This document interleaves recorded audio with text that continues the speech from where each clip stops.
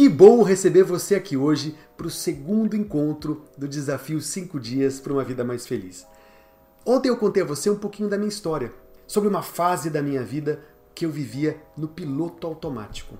Acordava de manhã e saía correndo pelo dia, fazendo tudo aquilo que eu achava que eu tinha que fazer. E no final do dia, ao chegar em casa, eu ficava procurando a ilusão do equilíbrio entre a vida pessoal e profissional. Toda a minha energia tinha sido gasta no profissional e eu não conseguia encontrar tempo, energia, motivação para viver bem o pessoal. Eu não tinha ainda integrado a minha vida pessoal e profissional de uma forma saudável, de uma forma prazerosa, de uma forma positiva. Eu contei a você que nessa fase eu vivia correndo atrás de chegar em algum lugar, me comparando com os outros, muitas vezes achando que eu era até uma fraude no que eu fazia, de que eu não era bom o bastante, cobrando e olhando para mim apenas pelos meus defeitos. Sempre tentando chegar mais longe, me sentindo bem sim quando eu tinha um aumento ou um crescimento na carreira, mas momentos positivos que passavam rápido, porque rapidamente eu começava a me comparar de novo e voltava a sentir que eu ainda não estava lá. Eu contei a você dessa fase onde todo mundo achava que eu estava com a vida ganha. Afinal de contas, eu era jovem, eu tinha atingido um sucesso profissional relevante, eu tinha um bom salário, uma boa carreira, eu tinha um bom status. Mas por dentro, alguma coisa estava faltando. Eu sentia que a vida pedia mais, pedia muito mais. Eu contei a você que essa experiência que eu passei é uma experiência ainda muito comum, infelizmente, na maioria das pessoas no mundo. 87% das pessoas no mundo estão desengajadas, vivem boa parte da vida no piloto automático. Eu contei a você que foi nessa fase que eu passei pela maior transição de vida e de carreira da minha vida, onde eu descobri uma ciência apelidada carinhosamente de ciência da felicidade, a psicologia positiva. E mesmo com dúvidas, mesmo ainda inseguro sobre o que era essa ciência, eu decidi mergulhar no seu estudo. Meio que por coincidência, eu acabei indo fazer uma formação nos Estados Unidos, no Robbins Institute, e tive a alegria, a grande honra de ter como grande mestre e mentor o professor Tal Ben-Shahar. Foi a primeira vez na história que eu sentei na primeira fila, assistindo aula sem piscar, fazendo pergunta o tempo inteiro. Sabe aquele aluno chato que não para de perguntar? E mergulhei nesse estudo, comecei a ter um insight atrás do outro, e por causa do estudo e da prática, da aplicação dessa ciência na minha vida, eu comecei a perceber a minha vida devagar, um dia depois do outro, se transformando. Eu comecei a perceber novas conexões surgindo entre minha família e eu, entre meus amigos. Eu comecei a perceber a minha transformação, a minha transição positiva impactando a vida de outras pessoas. Foi com essa transição que eu acabei me conectando tanto com o professor Tal Ben-Shahar, com a Megan McDonald, com a Maria Siroá, que em 2018 eu trouxe o Robbins Institute para o Brasil, traduzi a certificação internacional em psicologia positiva para o português e hoje me dedico a levar essa ciência para organizações, órgãos públicos, empresas, escolas e para pessoas no Brasil e no mundo, me dedicando à minha missão de impactar e transformar a vida das pessoas de uma maneira positiva através da prática, da aplicação da psicologia positiva. E eu disse a você ontem que hoje eu ia contar um pouquinho sobre o que é essa tal psicologia positiva, o que é essa tal ciência da felicidade. Lembra que eu falei que o nosso grande sonho, o nosso grande objetivo, aquilo que a gente quer, aquilo que faz a gente acordar todo dia de manhã, é a busca incessante pela felicidade. Felicidade é aquilo que move a humanidade, que move todos nós. Nós aprendemos a acreditar que eu tenho que conquistar várias coisas para então ser feliz. Lembra que eu falei? Eu quero ter uma casa na praia, porque eu quero ter mais tempo com a família, porque eu quero ter mais lazer, porque então, um dia, eu acredito que eu vou ser feliz. Eu fiz isso. Lembra quando eu contei a minha história? Eu achava que a felicidade estava depois dessas realizações todas. Mas quando eu estava com tudo isso realizado, eu percebi que alguma coisa faltava. E vim a descobrir, com a psicologia positiva, formas para você construir felicidade aqui e agora. Vim a descobrir que, na verdade, a equação, a matemática de que felicidade está depois do sucesso ou é consequência do sucesso, não funciona muito bem não. Mas que o contrário é verdadeiro, que pessoas mais felizes tendem a ter mais sucesso ao longo da vida. E aí eu disse que eu ia contar para você o que é essa tal ciência da felicidade, o que é essa tal psicologia positiva.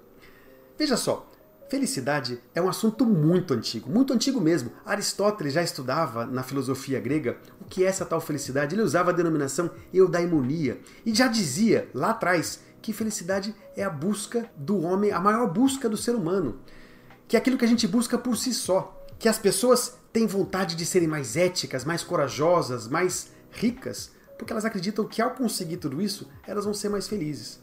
Mas o que aconteceu com a ciência, e nesse caso eu quero falar principalmente da psicologia, o que aconteceu com a psicologia, com as ciências em geral, foi que durante muito tempo, o grande objetivo de estudo, o grande objeto de estudo da psicologia tem sido encontrar aquilo que não funciona. Deixa eu explicar um pouquinho mais o que eu quero dizer com isso. Imagina o mundo depois das duas grandes guerras. O objetivo da psicologia, um objetivo nobre, importante e fundamental, foi o de estudar o que anda acontecendo com as pessoas. Por que as pessoas estão experimentando depressão? Por que elas sentem pânico?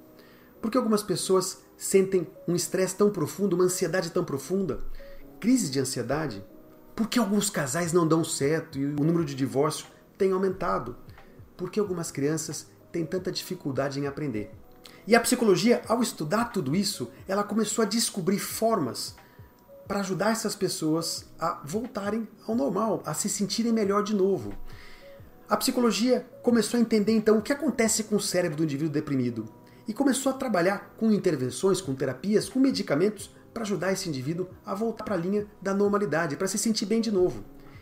E claro que isso foi fundamental. Veja, a psicologia estudava os casais que tinham dificuldade em continuar juntos e criou intervenções, terapias de casal para ajudar esse casal a, quem sabe, continuar junto.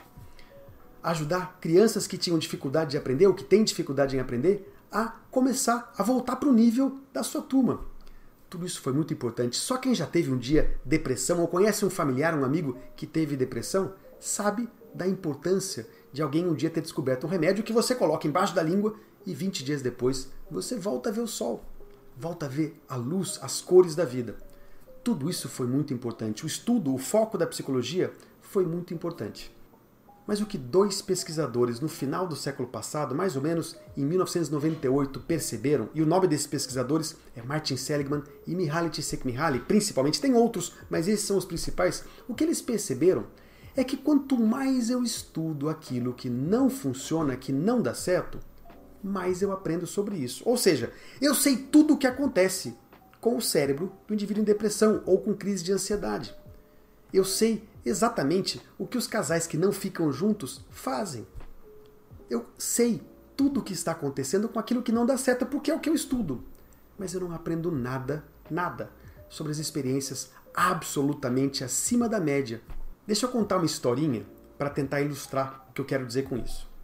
Imagina que depois desse nosso encontro, desse segundo encontro do nosso desafio, você decide se sentar com uma criança de 5, 7, quem sabe até de 9 anos, e você decide passar 1 hora com essa criança, com todo tipo de material colorido e lúdico à sua frente, papel colorido de várias texturas, varetinha, cola, canetinha, cordão, barbante, e você decide passar 1 hora com essa criança, ensinando 10 maneiras de fazer uma pipa que não vai voar.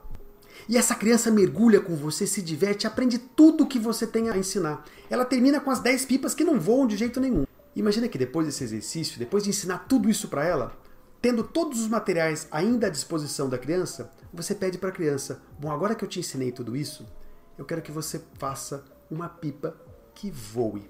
Minha pergunta para você, você acha que essa criança vai conseguir fazer essa tal pipa capaz de voar? A resposta clara é que não. A criança pode até descobrir, do seu jeito, a sua maneira, como fazer essa pipa.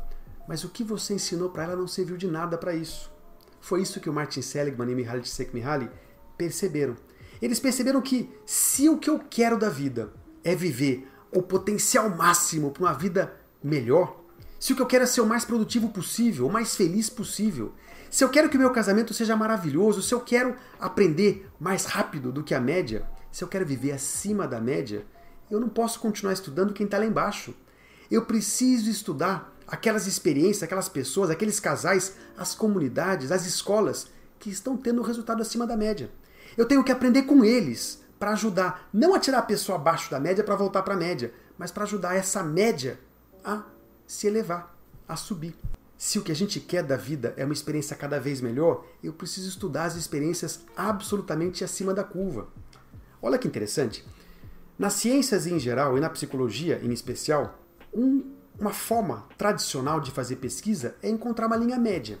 Todo mundo. Se você aqui já trabalhou com estatística, ou com matemática, ou com economia, você já passou por isso. Eu fiz um projeto de Greenbelt quando eu estava no mundo corporativo, dificílimo para minha cabeça de advogado, onde estatística era uma parte integrante desse projeto. E sabe qual foi uma das primeiras coisas que eu aprendi? Depois que você encontra uma linha média, então, por exemplo, é nessa linha média que uma criança deve aprender. É nessa linha média que um casal deve viver. É nessa linha média que um indivíduo normal produz. Depois que eu encontro essa média, alguns pontos fora da curva vão aparecer nesse meu gráfico. O que a gente aprende em estatística e matemática são formas científicas, estatisticamente válidas para deletar esses pontos. Pontos que nós chamamos de outliers, pontos fora da curva. A metodologia científica nos desafia a deletar, a ignorar esses pontos, porque a média é tão clara que com certeza esses pontos são erros.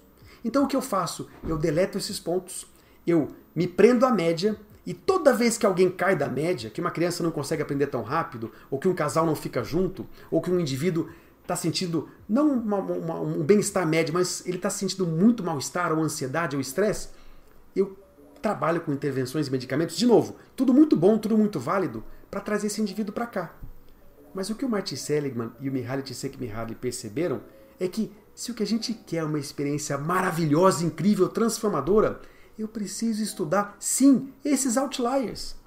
O que acontece com indivíduos que vivem tão bem, estão tão felizes, apesar das adversidades da vida? Por que algumas pessoas são tão mais resilientes do que outras?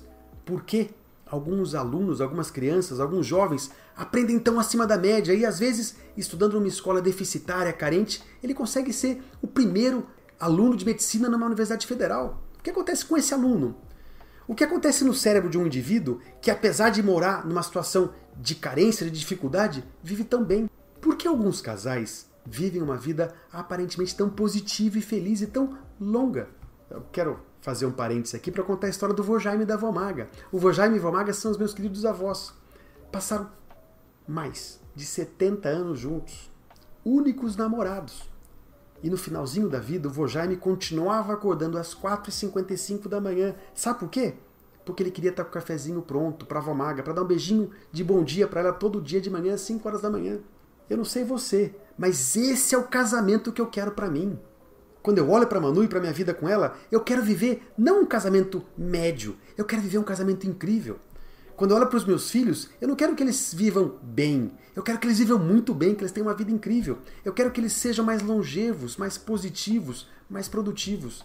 Se o que a gente quer é experimentar o máximo da vida, a gente precisa parar de estudar apenas o que está abaixo dessa média, mas estudar os outliers, os pontos fora da curva. Entender o que esses casais fazem e isolar o que eles fazem para tentar nos ensinar a fazer igual ou fazer parecido. Depois que o Martin Seligman e o Mihaly Csikszentmihalyi, o Martin Seligman principalmente ao fazer um discurso quando ele assumiu a presidência da Associação Americana de Psicologia, o que ele quis começar foi um grande movimento, direcionando a psicologia não para ignorar o seu papel importante de estudar o que não está indo bem, para ajudar as pessoas que estão lá embaixo. Não isso, mas a dividir o esforço científico. Sim, uma parte da psicologia tem que continuar focando naquilo que não vai bem, para continuar ajudando as pessoas que estão abaixo da média. Mas uma outra parte da psicologia, investimentos científicos, precisam começar a estudar aquilo que dá certo, aquilo que vai bem. Afinal de contas, eu preciso aprender com essas experiências para viver um potencial cada vez melhor para uma vida mais feliz. A psicologia positiva, então, com a metodologia científica, estuda as condições que permitem que indivíduos, comunidades, floresçam e vivam todo o seu potencial. Depois desse discurso de posse em 98 do Martin Seligman, uma verdadeira revolução começou. O Butão, um paizinho pequeno, espremido entre a Índia e o Nepal, decidiu que estava na hora do Estado, do país, começar a medir a felicidade das suas comunidades.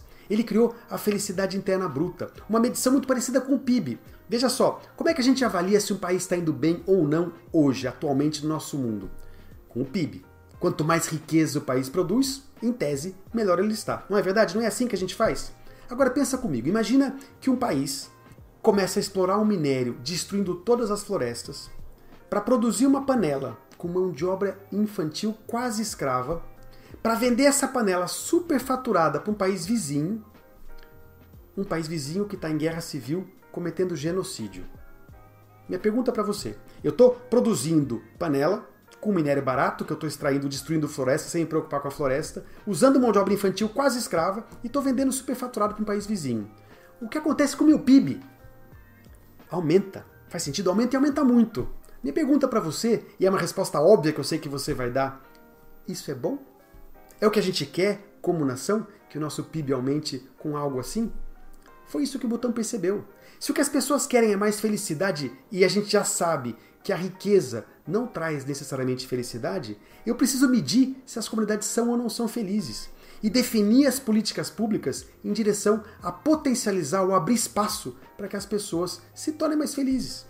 Depois que o Butão começou com esse projeto, vários países do mundo começaram a adotar o FIB, várias empresas começaram a adotar essa medição de felicidade como uma das medições que demonstram se uma nação está indo bem ou não.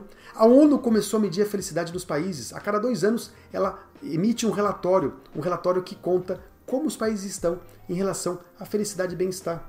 Dubai tem um ministério, igual o Ministério da Fazenda aqui no Brasil, tem o Ministério da Felicidade, que não, coincidentemente, fica ao lado do Ministério da Inovação. Porque a ciência tem comprovado que as pessoas mais felizes inovam mais, são mais criativas.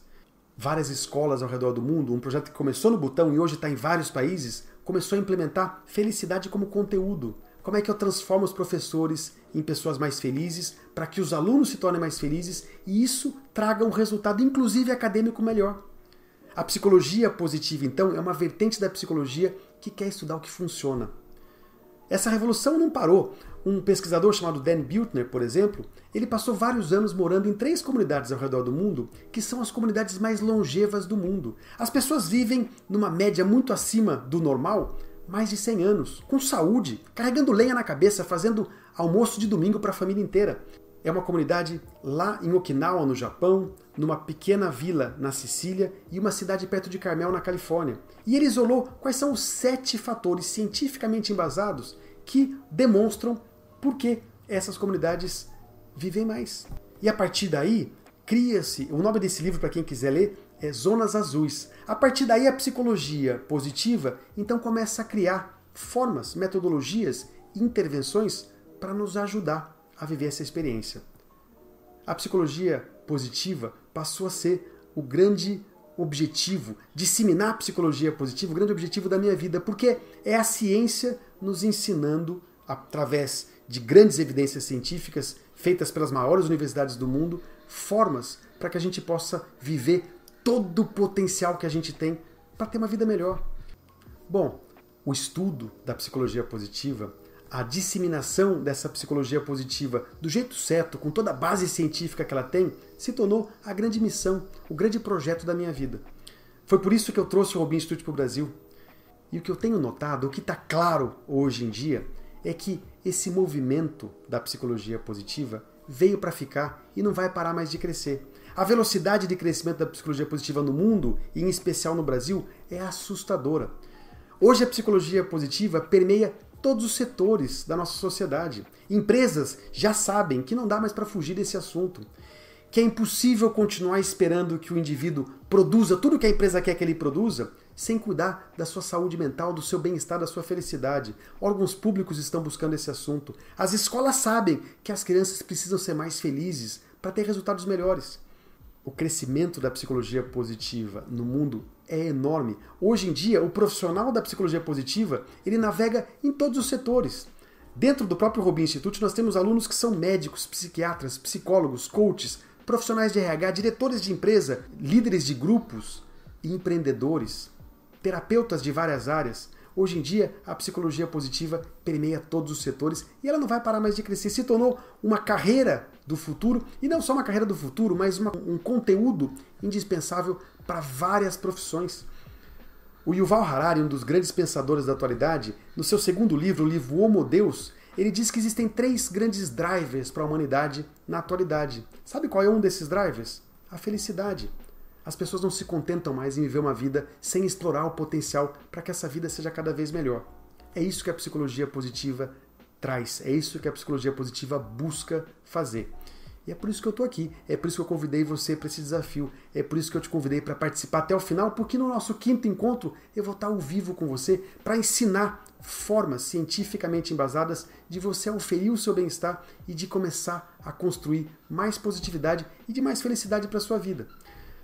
Eu quero muito que você continue comigo. Amanhã eu vou contar a você no nosso 3º encontro qual é a diferença da psicologia positiva e da autoajuda, por que ela funciona, por que ela dá certo, como ela impactou minha vida, como ela tem impactado a vida de tanta gente e por que ela realmente veio para ficar. Eu quero muito que você esteja comigo amanhã. Eu tenho muita coisa para te contar amanhã, no 4º dia também. E lembrando que se você ficar todos os dias nesse desafio comigo, o nosso último encontro, o 5º encontro, ele vai ser ao vivo. A gente vai ficar mais de 1 hora junto, conversando, e eu vou poder responder todas as suas dúvidas e perguntas. Espero que você tenha gostado de hoje e quero muito, mas muito mesmo, que você volte e que esteja comigo de novo amanhã.